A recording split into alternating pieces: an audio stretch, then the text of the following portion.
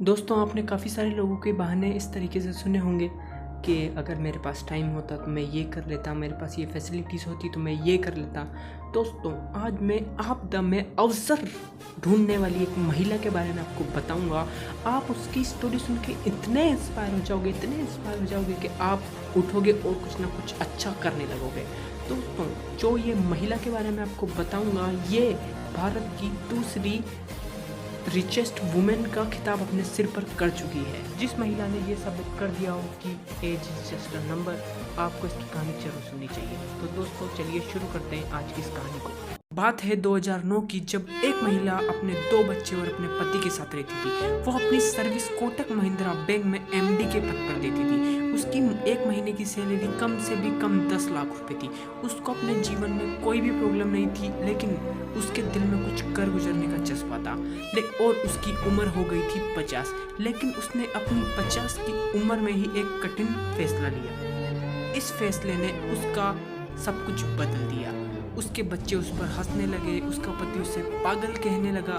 उसका फैसला ये था कि वो अपनी एमडी की यानी इतनी अच्छी खासी जॉब से रिजाइन देकर अपना खुद का बिजनेस स्टार्ट करेगी। दोस्तों, उसकी उम्र 50 थी और उसके बच्चे और उसका पति उस पर हंस रहे थे कि ये तो पागल हो, लेकिन उसको खुद पे और खुद के फैसले पर विश्वास था।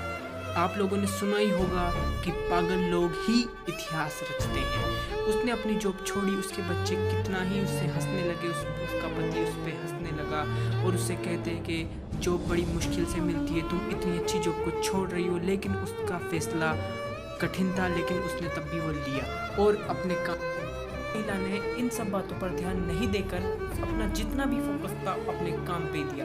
दोस्तों, आप जानते हैं उनकी एज थी 50, लेकिन वो तब भी अपने काम को लेकर काफ़ी ज़्यादा डेडिकेट थी।